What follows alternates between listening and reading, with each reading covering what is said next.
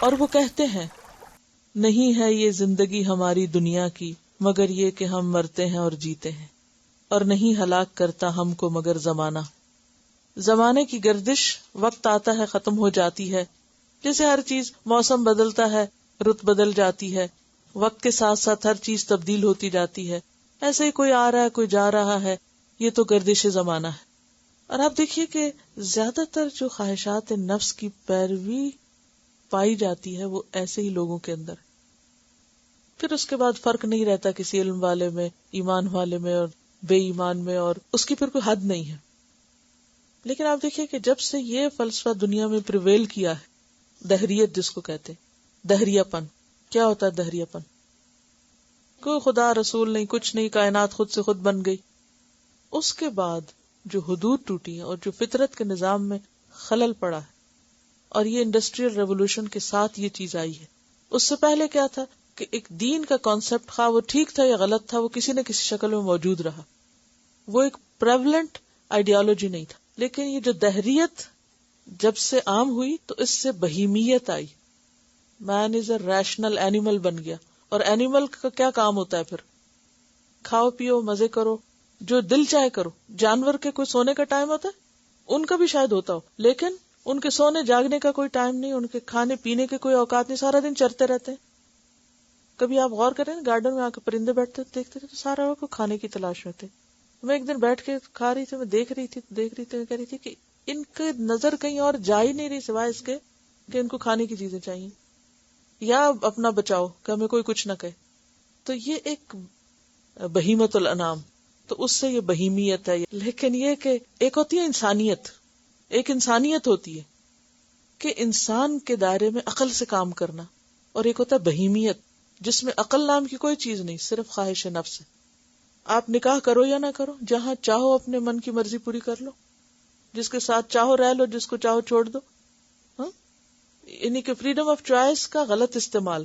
اللہ نے ہمیں freedom of choice اس لیے نہیں دی تھی کہ ہم پھر جو چاہیں کریں، اور اس کو ہم اپنے رائٹ اور اپنے حق کی خاطر سب کے رائٹ خراب کریں. مثلا ایک شخص نے کہا نا کہ میں سب کچھ چھوڑ سکتا ہوں مسلمان ہو کے، زنا نہیں چھوڑ سکتا. یعنی آپ صلی اللہ علیہ وسلم کے پاس اس نے کہا کہ میں سب چیزیں چھوڑ، زنا نہیں چھوڑ سکتا، آپ کو اس کی مجھے اجازت دینی پڑے گی. تو آپ نے اسے کچھ نہیں کہا، آپ نے فرمایا اچھا بیٹھو تم، کیا تم چاہو گے کہ تمہاری بہن کے ساتھ کوئی ایسا کرے؟ یہ تو میں نہیں چاہوں گا. تمہاری بیٹی کے ساتھ؟ نہیں یہ بھی نہیں چاہوں گا. تمہاری ماں کے ساتھ؟ نہیں یہ بھی نہیں چاہوں گا. تو پھر تم کسی کی ماں اور کسی کی بیوی اور کسی کی بیٹی اور کسی کی بہن کے ساتھ کیوں کرنا چاہو گے؟ تو اس کو سمجھ آ گئی. اس نے کہا میں چھوڑتا ہوں یہ بات، میں آج کے بعد زنا نہیں کروں گا. سمجھ آ گئی نا بات.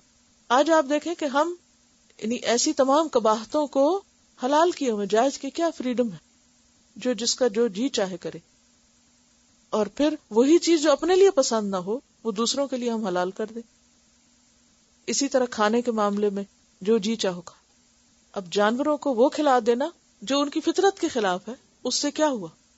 ان کی سائز آپ دیکھیں، ان کے بیہیویئر دیکھیں، جانوروں کے بیہیویئر میں تبدیلی آ گئی. اور ان کو جب ہم کھاتے ہیں تو پھر انسانوں کے بیہیویئر بھی آپ دیکھیں کہ کیا سے کیا بن جاتا ہے. میں دیکھتی ہوں کہ جو ہماری فوڈ ہوتی ہے نا، اس کا ہمارے بیہیویئر میں بہت بڑا اثر ہوتا ہے. جب آپ صحیح کھانا نہیں کھاتے تو اس کا نتیجہ کیا ہوتا ہے؟ آپ کے اندر ایک بہیمیت پیدا ہوتی ہے.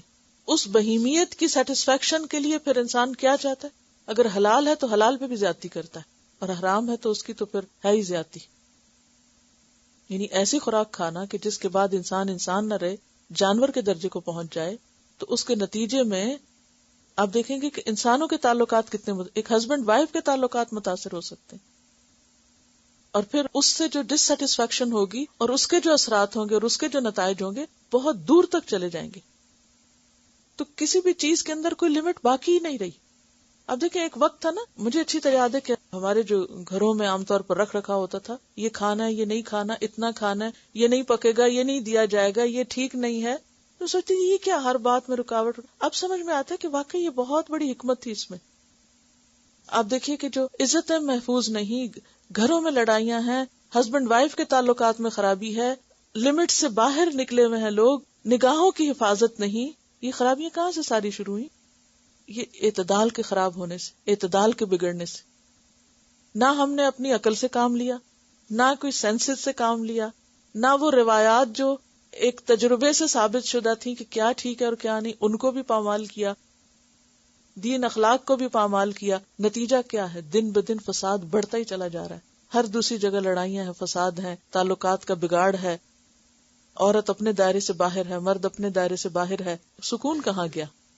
کتنے گھرانوں میں ڈیورسز ہیں، کتنے گھرانوں کے اندر بچوں کے پاس ماں باپ نہیں ہے یا سنگل پیرنٹس. فساد جو ہے وہ اپنی آخری درجے کو پہنچا ہوا ہے نا. یعنی شاید دنیا میں اس درجے کا بگاڑ کبھی ہوا ہو جس درجے کا اس دور میں ہم نے اس بہیمیت کی وجہ سے اور اس دہریت کی وجہ سے ہم نتیجہ پائے کہ جب انسان خدا کو ایک طرف رکھ دے اور کہے کہ موت زندگی بھی ہماری مرضی کی ہے، وما یہلکنا الا الدہر، بس یہ گردش زمانہ ہے، وما لہم بذالک من علم، نہیں ہے ان کے پاس اس بات کا کوئی علم. کیا دلیل ہے ان کے پاس؟ کیا ثبوت ہے؟ انہم الا یظنون، نہیں وہ مگر گمان سے کام لیتے ہیں. یہ بس ان کے خیالات ہیں، خود ساختہ تھیریز ہیں جن کی کوئی حقیقت نہیں. اب دیکھیں کہ کس زور شور سے دھڑلے سے اس کو پروو کرنے کی کوشش کی گئی ہے کہ نہ کوئی خدا ہے اور نہ کوئی اس کائنات کا مالک ہے اور یہ سب کچھ خود ہی چل رہا ہے.